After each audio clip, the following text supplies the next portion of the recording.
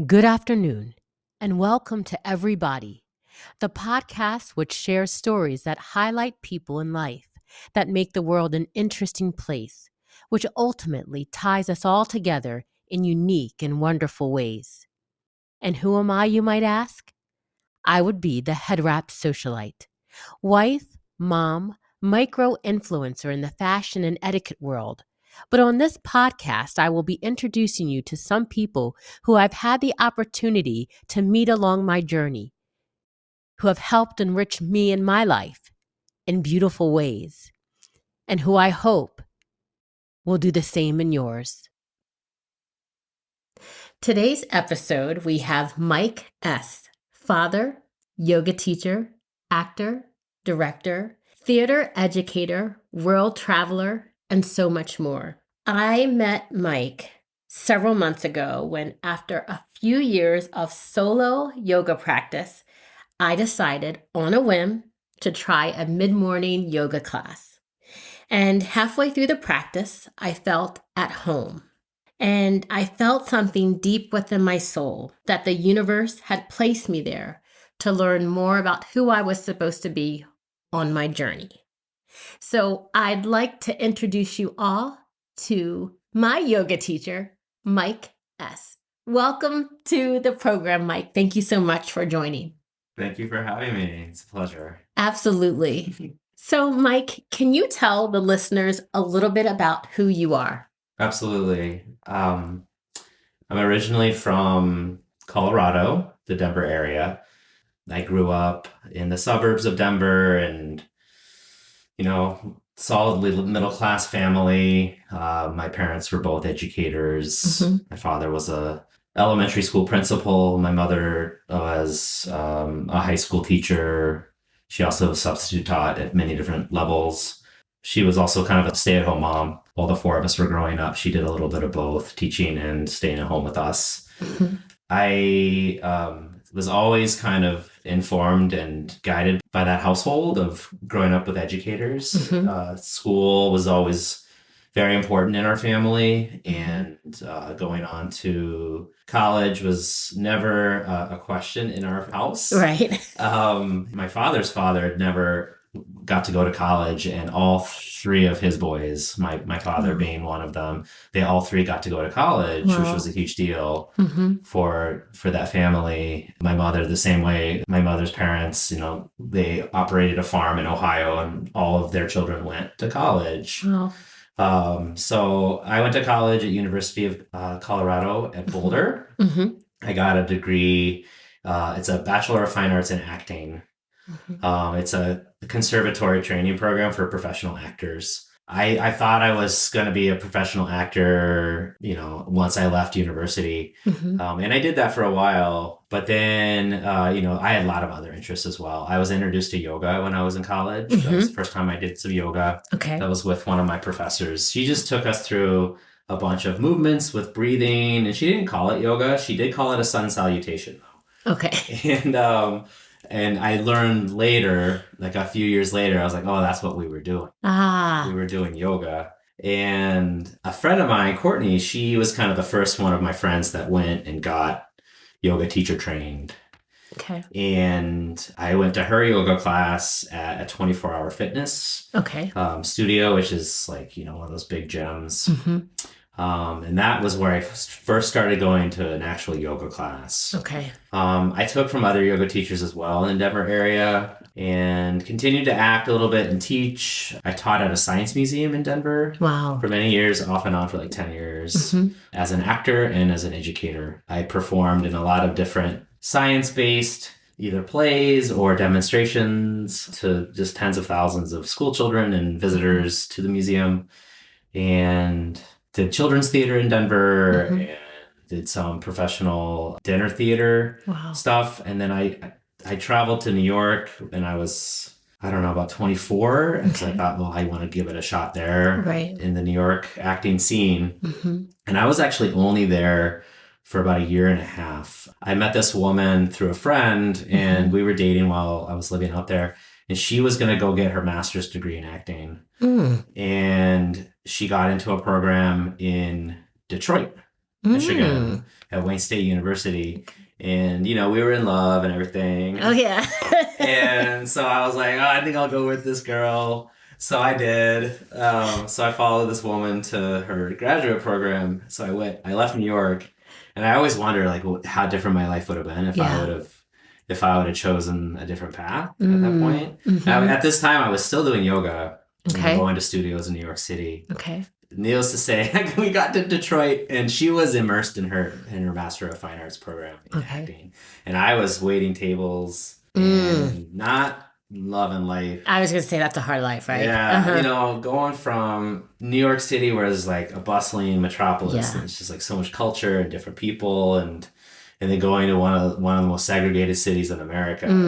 And, you know, very depressed economy, just burnt out buildings. And, you know, like if you go to parts of Detroit near Wayne State University, which is right downtown, there are certain blocks that you don't walk up, you know, walk down. I mean, I was only there for 2 months, and my car was broken into twice. Oh my goodness. While I lived there. So at some point, did you just say, you know what, just leave the car open and just say, here you go? That's what they told me. That's what people do there. They just say, you leave your car unlocked because you're tired of getting your window busted. Yep. And, you know, you let people rifle through your things. You don't leave anything valuable, and then that's it. You know, they're just looking for something quick to steal. Yeah.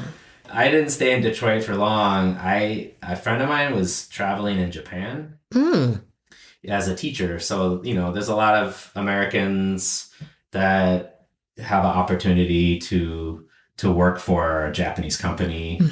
There's a lot of different ones that you can apply for, and then, you know, you can get a job. And I talked to my friend Eric, and he's like, you should check it out. And I started looking for interviews, and there was an interview in Chicago. And so I told my girlfriend, I'm leaving. I have a job interview in Chicago, and I'm going to go to Japan. And it's like, I dropped this bomb on this woman. Exactly. She was just like jaw dropped open. She had no idea that I was thinking about this. Yeah. Because she was so immersed in her She was so into her program. I was just like doing my thing. We were like ships in the night, you know. It was just like the relationship was just really degrading. So I got the job, and then I went back to Denver. I still had a few months before I was going to go to Japan. And meanwhile, still doing yoga all this time. Wow. You know, just finding studios wherever I was, still practicing yoga. And around that time, when I was kind of in Denver before I was heading out to Japan, my future wife walks through the door of my friend's apartment building in Boulder. I was hanging out with my friend Alan, and it's Michelle Pow walks through the door, and I hadn't seen her in years. And we'd met each other doing Colorado Shakespeare Festival in Boulder. Interesting. And so I knew who she was, and I knew like we all had mutual friends and stuff. And it turns out it was her apartment. My friends were just living with her. I said, what are you doing here, Michelle? And she's like, what are you doing here? This is my apartment. Great. Fantastic. Good moment. Right? And it was real cool because I had always been like dating somebody, and same thing for her. She'd always been dating somebody over pretty much from like 2001, from when we met each other, up to this was 2006, 7, around there. And at that point, we were both single, and I was really into her from the day that I saw her again. Wow. Yeah. So over this course of like several years, did you still keep in touch, or? Not really. We would like the friends whose apartment I thought it was that night. They got married in 2004 in Virginia, and I saw her at their wedding. And so it was like she would kind of come into my life once in a while, but I hadn't seen her in like 2 years, right? I hadn't spoken with her. We just like real quick, we just like fell in love like really fast. I remember I really just fell for this woman, and it was mutual. She just was strongly connected to me, and but then I had this job that I had to go do in Japan. Oh, okay. So you have the job, but you have Michelle. Yeah. You both are madly in love with each other. So what do you do with this? Well, I had to make a choice, and actually there were a few minutes there when I was more than a few minutes. there were many days when I was like, I can't go to Japan. Oh, wow. Like I gotta stay. I just met this woman, but then the practical part of me was like, no, you said you were gonna do this. You want to travel. Mm-hmm.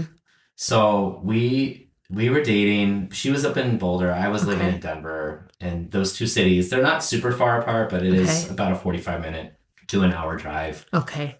So we were seeing each other quite a bit, and then I had to leave. It was right around Valentine's Day of 2007.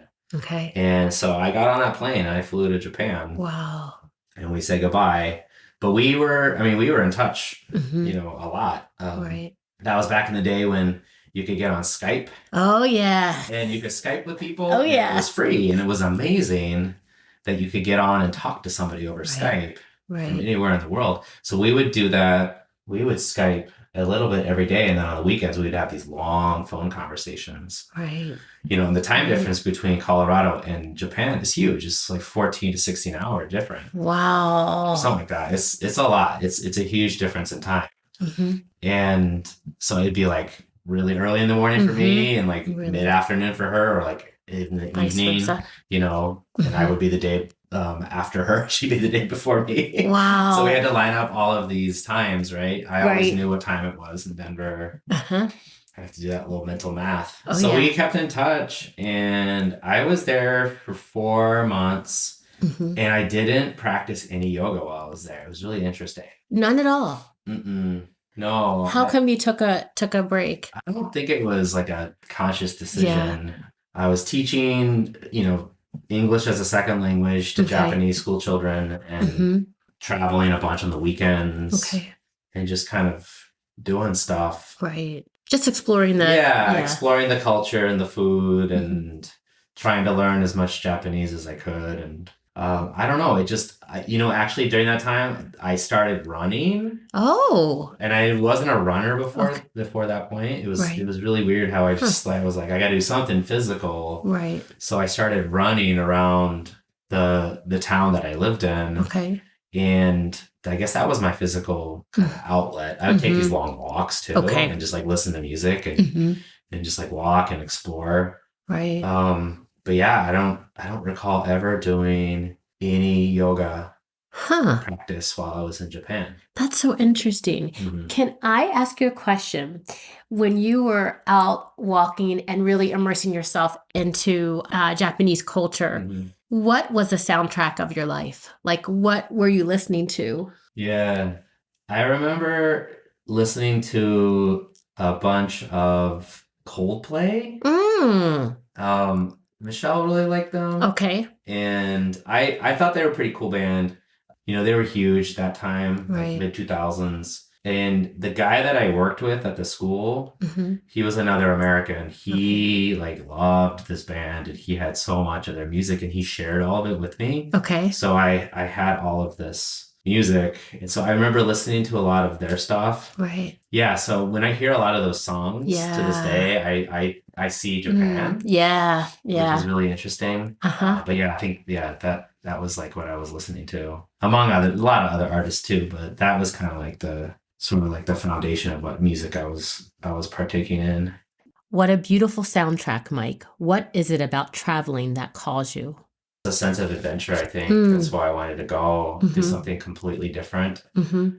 Michelle and I were still very much in touch and just Okay. talking all the time. Mm-hmm. And after 4.5 months, Okay. I came back to Colorado. Oh. Yeah. So what did you do once you got back to Colorado? Right. I got back, and Michelle and I just like jumped right back in to being together, and like the relationship deepened very quickly, and then we moved in together Wow. like pretty quick. It was, I don't know, a couple months after I'd been back. It wasn't long. And then I started thinking about like what I'm going to do next. Right. With the education path that my parents had been on with their professional careers, I had always kind of thought maybe I would go into the classroom and be a teacher. So I was like, yeah, I'm going to do that. I'm going to go and check out, a graduate program in education. So I did that. I looked into professional training for teachers at University of Colorado, Denver. And they had like a year-long program where you take graduate courses and get certified as a public school teacher. Okay. So I did that in 2008. So I started in like in January, and I was certified by December. Wow. Wow. And I did student teaching in secondary language English language arts. Mm-hmm. And then I also did theater teaching as well. I was able to do one of my student teaching modules at one of the most urban high schools in Denver, at Aurora Central High School. You know, a lot of challenges being a teacher in those schools, but a lot of opportunities to, like, you know, lift these kids and really inspire them to value their education. Exactly. I was ready to do the job, but then there was last minute, there's like this interview at a school in Aurora at Overland High School, and I applied. Okay. And they obviously loved me because they offered me the job. And on the spot. Overland High School in Aurora is probably, I don't know if it still is, but I think it is the most diverse high school in Colorado. It's got Black kids, white kids, Hispanic kids. There's kids from the Middle East. There's kids from Asian descent families. Like, it's such a melting pot. Okay. And what's cool about that school is that there's no one, like, racial or ethnic group that is more than 50% of the school. Okay. So it felt like really like everyone's like here. Yeah. Like, it looked like America to me. And so I was like, I gotta go do that. Established program at a really large high school. And, you know, I unfortunately had to turn down the job at DPS, but I worked at Cherry Creek Public Schools at Overland, and I did that for 3 years. I directed super large program. Right.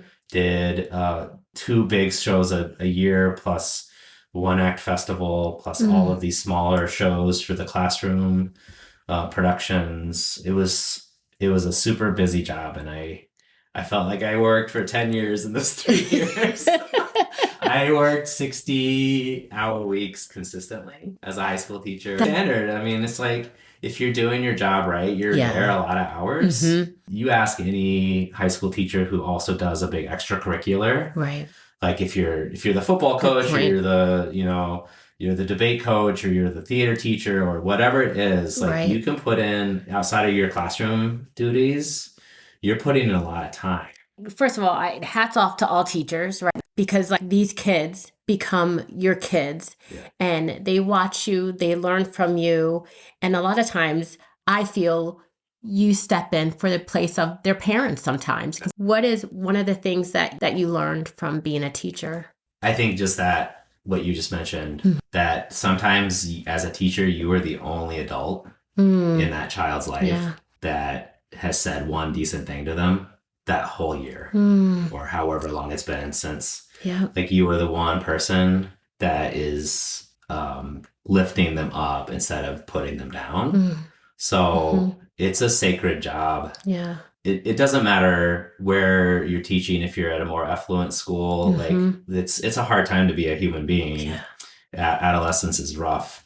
But when you come from a less privileged background, and you don't have parental support at home, it's a real hard time for some of these kids. So if you can be that one person that they trust, and they are learning from, and that they are learning their self-worth from, then you did a good job as a teacher. There were a lot of those kids that I taught who I hope that I had a hand in giving them, you know, some sort of future. And you don't know about some of those kids, you know, the payoff for teachers, it is so delayed. The gratification as a teacher is very delayed. But I think that those teachers who've been in the game, I was only a public school teacher for 3 years. I think the ones that stay in it a long time and then see those people as adults and remember back to possibly a very different future for those kids, then it's rewarding. It's like, you know, I had a hand in that. And I was able to steer them towards, you know, a better future. Right. Yeah. They want to see that. For sure. They want to see that long game. It's for sure. Yeah. And because they have a passion for what they're teaching, you know, you see, you know, my brother, he teaches elementary school. Okay. He's passionate about a lot of different things, but I think he loves learning. And kids, he's been teaching 2nd and 3rd grade for over 20 years. Oh my goodness. He just loves that age. That's how it was for me with theater.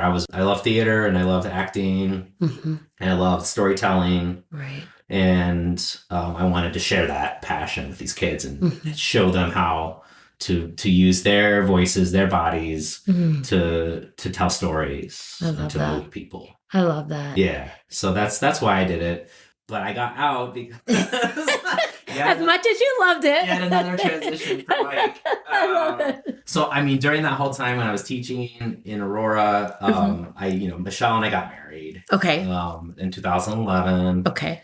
We were very much in love, and we were now a married couple. And I, as much as I love my job, it was also very stressful. And at that point, I was around, I don't know, I was like 30 something, I guess. Okay. And I was like, well, you know what? If I'm going to go and do the next thing, I wanted to be in theater. And so many of my friends had gotten their MFA in acting. That's the Master of Fine Arts. So that's like the terminal degree for an actor. You can get a PhD in theater, but those people tend to be more like, they write about theater. They do dramaturgy, which is like they help directors research plays. They work as like professors at theater. They don't necessarily teach acting. Gotcha. So the MFA people are the ones who are like, they go out and they're professional actors. A lot of them also teach at the university level. So that was kind of my goal, was like, if I can get a spot in an MFA program, then I'll be able to not only be a professional actor, but I'll also be able to apply for adjunct professor positions at different colleges. A lot of the university system now in America is like, there's so many people who are adjunct. Yeah. Right. Yep. And then you're trying to find that professorship job. That's kind of like the gold ring. Right. And so I auditioned for a bunch of different colleges at once in New York in 2012. Okay. And that was in like late winter. And I got some callbacks to some schools, and I met with some people, and I kind of narrowed down between University of California, Long Beach. Oh. And so that was like a program that I was really interested in. It was a 2-year MFA. And then the other one was in London. Oh, so which one did you choose? Well, I called Michelle and I was like, I got a spot. Yeah. At East 15. And she's like, oh my God, in London? And I said, yeah. And she's like, all right, let's talk about it tonight. So we chatted that night, and I was like, should we do this? We didn't own a house at that point. We had 8 children. We had a couple of cats. I was gonna say, do you have any pets? So we talked about it, and I was like, shoot, let's do it. Do you want to go? Do you want to go to London for a couple of years? And she's like, yes, let's go. Oh, the venture continues. So we like made plans I had to resign at work, and that was a whole big thing, but it was fine. Like, all the kids are like, whoa. Right. They were so shocked that I wanted to leave. There were a lot of tears and stuff, but like, they were going to be fine. And Michelle like had to like wrap up things with work, and she didn't have a job at that point where she was like, felt like she was leaving some sort of career behind. So she was fine, just like picking up and going. She was like, I'm down to go. Yeah, big time. We both had wanted to travel and go live abroad, and this is our chance to go do that. Wow. So we packed up all of our stuff, put a lot of stuff in storage, and then other things went to my siblings that were in the Denver area. And we left in September. Wow. And moved to London. And we lived there for 2 years. What? Yeah, while I got my master's degree in acting. Wow. Yeah. Like, that's incredible. I mean, again, it goes back to, first of all, you amaze me. That's good. And just to pick up and just say, okay, I have this opportunity. I'm going to go again and find out where this path of the journey, what this door is going to lead us to. And it impresses me about Michelle too, that she's like, okay, let's go. Let's just do this and find out where the universe is leading us. Yeah. That's pretty awesome. Like, it wasn't that anxiety provoking. Yeah. I think some people would be like, that's like so anxious. Yeah. To me, that you would just pick up and go. But it was really exciting for us, and we were there for 2 years. And we loved it. We traveled extensively throughout Europe. What was your favorite place in Europe? Oh, it's hard. Everyone asks me that. It's hard to pick, but I really like the southern part of Portugal. Ooh. It's called the Algarve. Okay. And it's like a province of southern Portugal. So it's right on the water. And the main city is Faro. Okay. And it's just a beautiful seaside city, Right. just medium sized, not huge. Okay. A lot of amenities, great food. The Portuguese culture is very laid back and focused on family, and they have great wine there, and they keep most of it. We learned that they keep all of their good wine and they export everything else. That's great. We were there over Christmas. One of the years that we were there, and we stayed with this woman, Lilia, in her Airbnb. And she was so gracious and so hospitable, and she just really wanted to share her culture with us.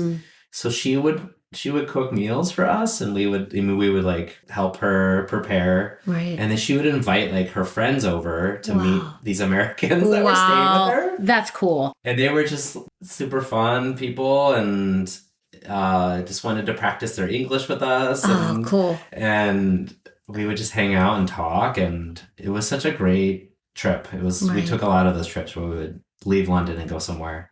That was probably one of my favorites. And can I ask you, did you get the good wine? Yeah. Yeah. Right on. Yeah, you gotta be a Portuguese to get the good wine. Definitely. They have these other liqueurs you can try that like the grandma made like in the kitchen. Oh, you know, like the homemade best stuff. Yes. Yeah. Like, we just loved. It was just an amazing place to be. It just felt so easy to travel there. Right. And I go back in a heartbeat. I just love it. Right. Second favorite, we studied for a month in Russia. Oh. So we went to Moscow, and I lived in Moscow for a month. Oh, wow. And we trained with Russian tutors. Oh my gosh. Actors and directors. We did. We worked as a part of. It's called the Russian Academy of Music and Dramatic Arts. Okay. In Cyrillic, it translates. It's like you write it out. It looks like gitis. It's how it's GITIS. Okay. But that's like the translation in Russian, I think. Okay. So I worked there for a month, and it was in the dead of winter. But how does one find this even exists? The people that ran the university in London, they had the director of our program. He had ties with Russian people who were working in Moscow, and they had done cultural exchange between actors that had gone to train in London and others had gone back to Moscow. And a lot of Americans actually do train in Russia for like an intensive month. Okay. There's also the Moscow Art Theater is the other really famous one. Okay. Mahat.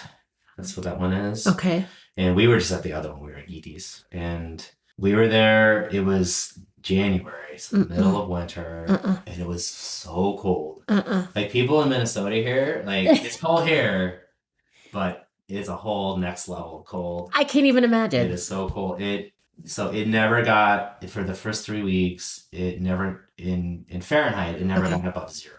Oh, man. Even during the day. At night, it was like, it would drop even further. You would go out, and within 30 seconds, you were like super cold, and you were just like walking to get to the metro. Wow. To get on that train, so you wouldn't have to be outside anymore. And I complain here about the Minnesota winters, so I guess we shouldn't even complain about this because I'm sure it's nothing compared. Yeah, so that's, I mean, the weather is a huge deal there, but the training that we received as part of my degree program in Russia was incredible. The Russian theater is unparalleled. Wow. The way that they do theater there, I never thought that theater could be done like that. Really? What's the difference? Just they completely explode your expectations of what a play looks like. Right. They're just like, they think, outside of the box in every decision that they make. They're like, how could we do this but completely flip it on its head? Okay. The use of scenery and props and music and movement. The movement is the huge part. The actors over there are extremely trained in physical theater. Okay. So they are able to manipulate their bodies in so many interesting ways that are great to watch. Right. They also take traditional texts. Like we saw a lot of Shakespeare when we were there. We saw a 5-hour Othello. Wow. And it was insane. Really? I mean, they had to have 2 intermissions because it was so long. Wow. And so we were at the theater for 5 hours that night. But did it feel like 5 hours? And no, it didn't, because it was like captivating the whole Yeah. time. You sit there and you were just drawn in Yeah. visually. And it's all in Russian too, right? And I don't speak any Russian, but I didn't care. It didn't matter, because it was like, I knew the story. Yeah. And I generally knew the sequence of the scenes, and I knew who the characters were. So I knew what was going to happen. Right. And that helped a lot. Because we saw another play it was called, it was some Italian farce. Okay. And we didn't quite know the plot. So we were like sitting there watching, and it was like all this crazy stuff was happening. And they were all laughing. Yeah. The audience was all laughing. And me and my friends, we were just like, why is this funny? Did you laugh? It's fun to watch. Did you laugh too? Well, Just because. Anyway, so seeing Russian theater and we saw the ballet when we were there. We saw the Bolshoi. We did the Bolshoi. Wow. And saw Russian ballet. It's just the artistry and the commitment by the performers. It's just incredible. Right. It's just incredible. I mean, there are so many great American performers. Don't get me wrong. There's great art being done in this country. But I had just never seen it done in that way. It just blew my mind. Huh. Yeah. Is there anything that you took from what you learned there? I think the level of commitment that the actors have over there, and the structure. I think that just having a wholehearted commitment to your craft and whatever going it all is. in, that's kind of the big takeaway I took from training in Russia, is if you really go that extra mile with your work, you will be just amazed at what the product is when you come to it.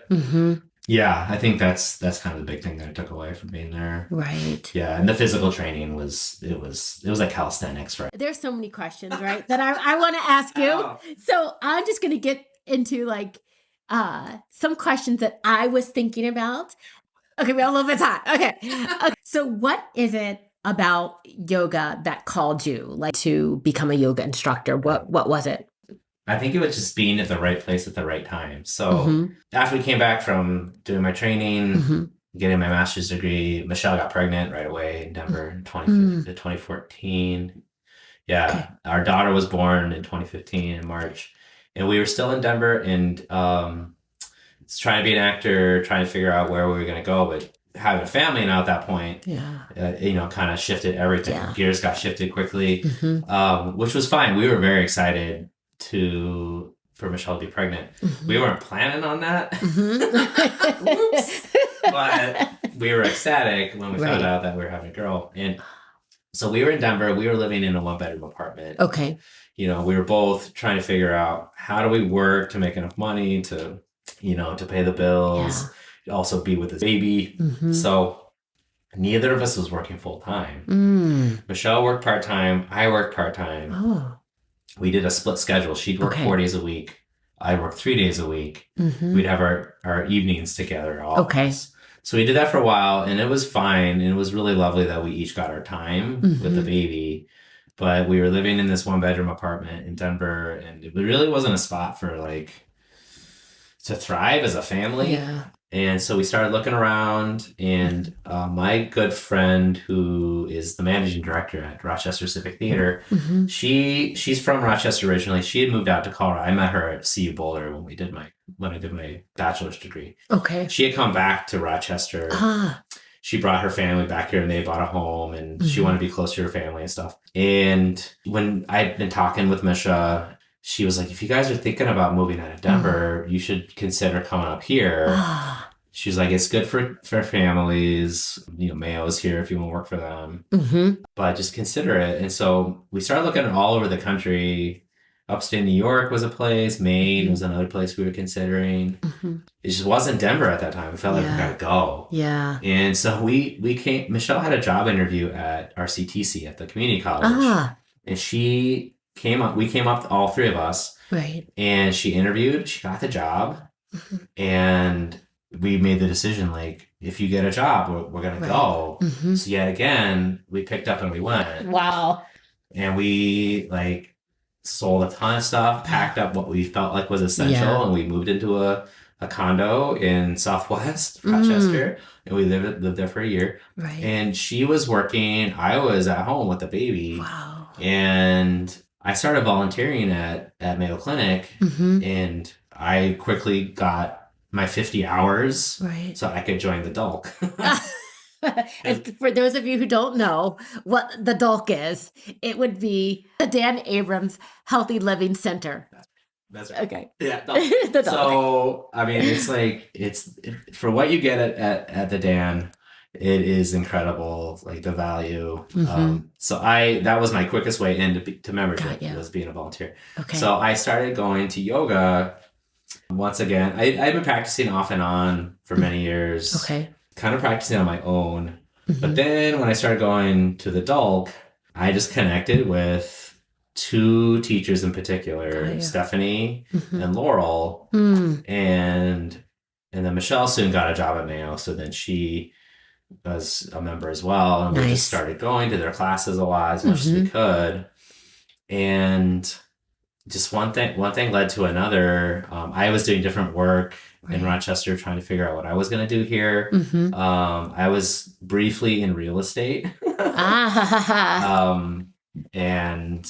And then I got out of that pretty quickly because it was just not for me, and I just didn't want to do the hustle. Yeah. And the week that I left Remax, Stephanie approached me and said, the DULC is offering a yoga teacher training Wow. next spring. Okay. It's 16 weeks. Mm. It's a 200-hour yoga teacher certification. Mm-hmm.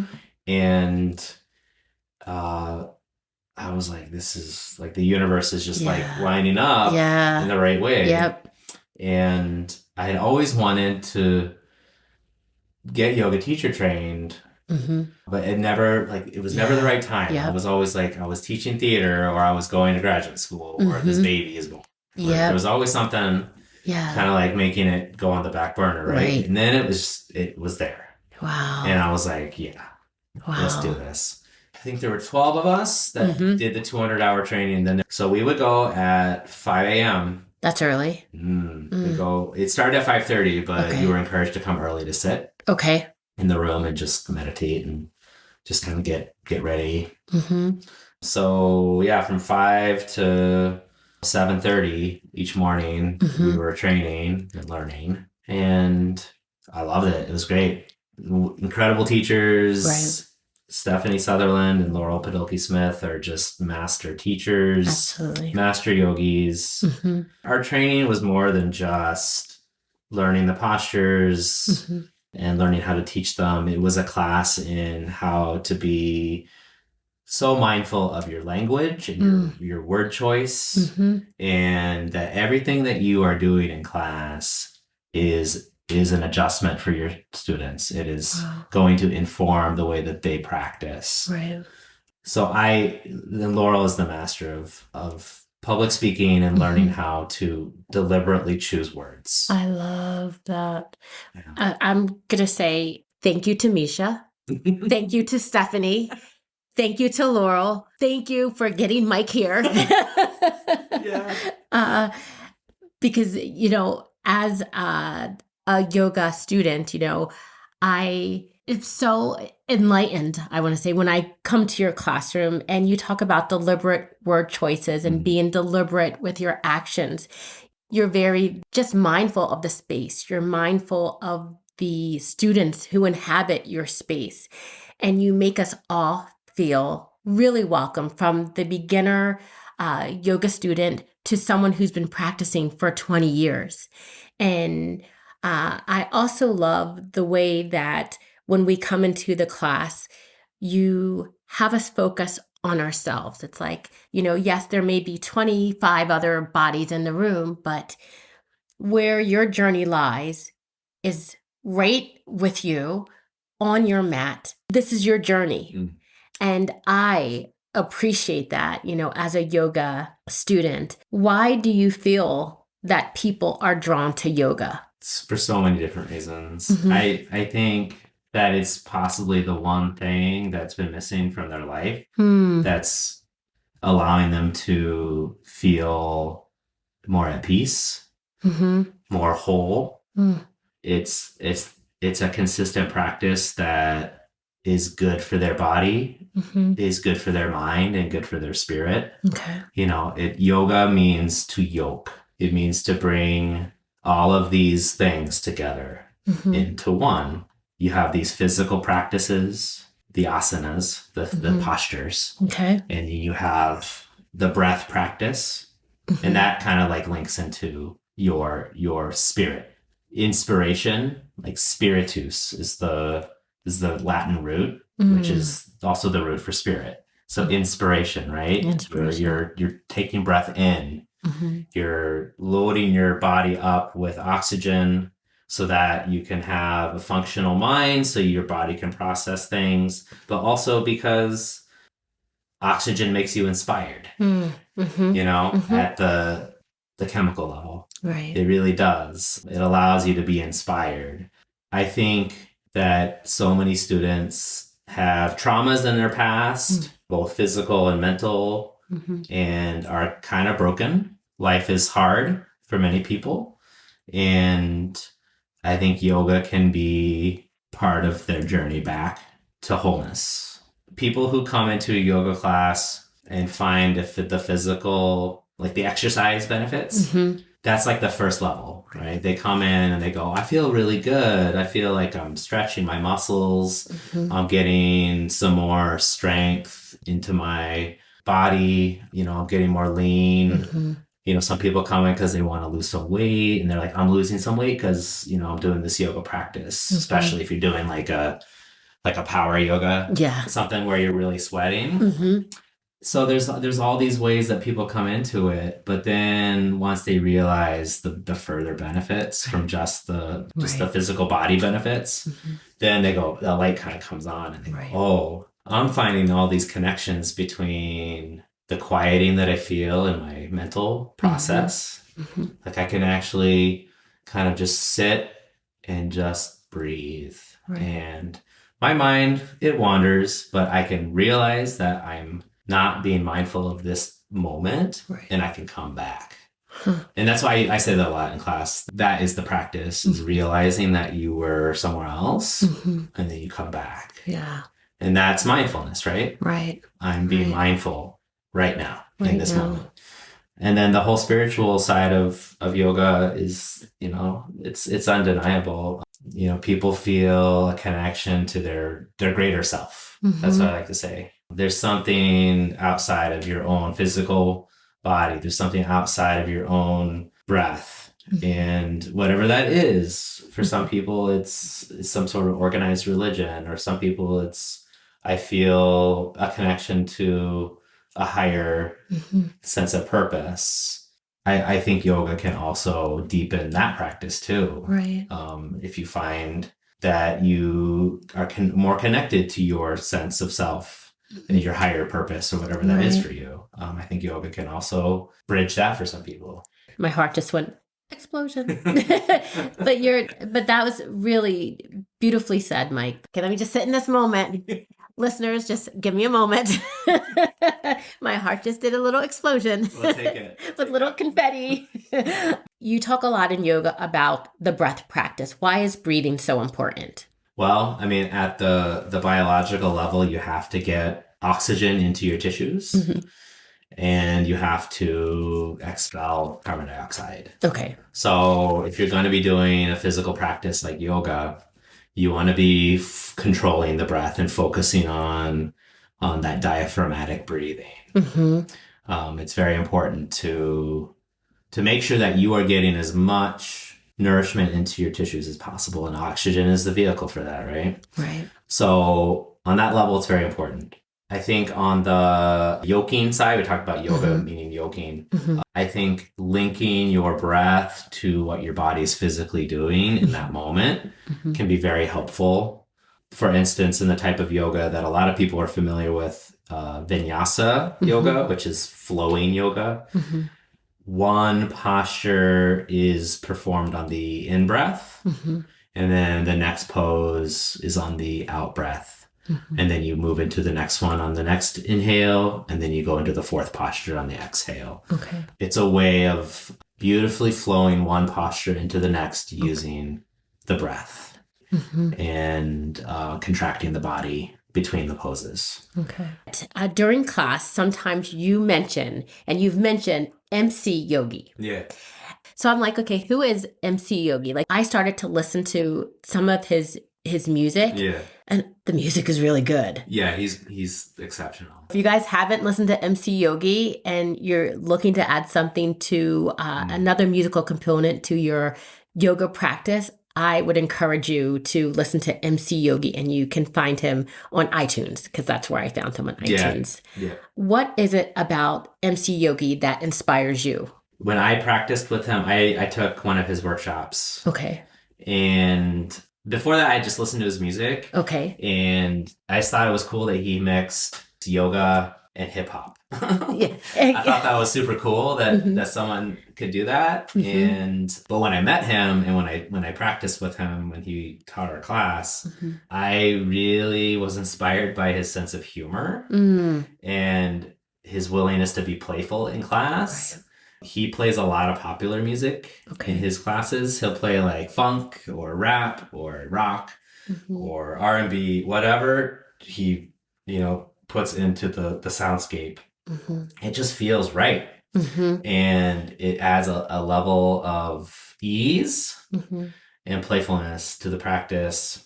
And he's like telling jokes as he's teaching, and people are laughing and smiling and being joyful.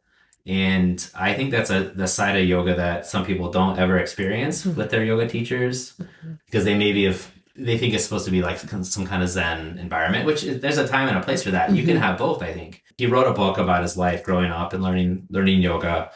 It's called Spiritual Graffiti. It's a really good read. It's super simple. It's easy to get through, but it's a really cool story. Takes the genre into a different vein. I like that. Yeah. And the one thing that I had written down from MC Yogi is that hip hop, because I always said, how does hip hop blend with yoga? And he says hip hop works well together because ultimately hip hop and yoga, they both serve the human culture. Yeah. And I was like, boom. What things you've learned, I guess, in the past year, would you mind sharing about your beautiful wife, Michelle? Yeah, of course. Okay. Yeah, so Michelle, she was diagnosed with metastatic cholangiocarcinoma, which is, it's inoperable stage 4 cancer of the bile ducts. So the bile ducts are these slender tubes that come out of your liver, and they take bile out of the liver and put it into your small intestine. If you get cancer there, it's pretty problematic because it's usually not discovered until you're stage 4. CCA is the kind of acronym for cholangiocarcinoma. She was diagnosed in, that was September of 2021. Is that right? Yeah, right around Labor Day. Okay. Yeah, September 10th. That's right.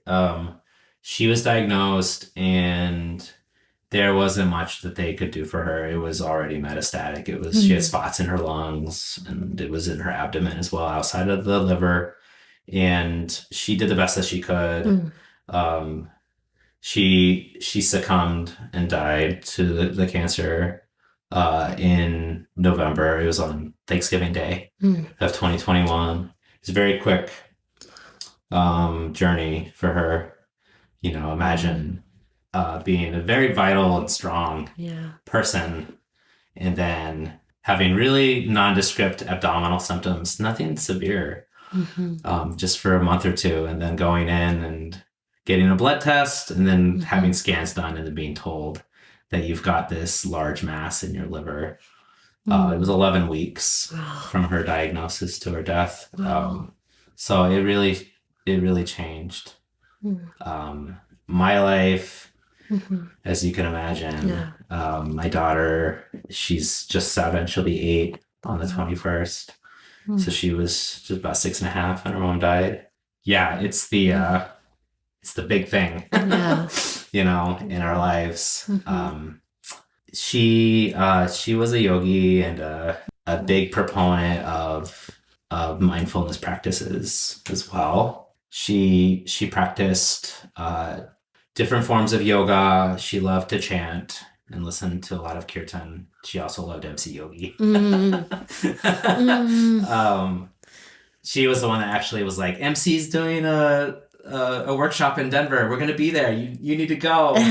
And so I went, and that was cool. She was always encouraging me to keep practicing. And she learned and practiced TRE, which is trauma intention releasing exercises. She learned that from this man, Dr. David Berceli. He developed these exercises. It's a therapeutic for people who have been through extreme trauma or have been through no serious traumas in life, but have some tension in their physical bodies and just want to release them. She learned this practice from him and other people who've learned it over the last 20 to 30 years. And she became a TRE practitioner at the end of her life. She worked with some people, not too many. The goal was always to take it further. I am currently kind of carrying that torch now. I am in the middle of a dual certification with TRE and neurogenic yoga, which is, so TRE, what it does is that you do these exercises, these physical exercises, and you're stretching and you're fatiguing the major muscles of the legs and of the core.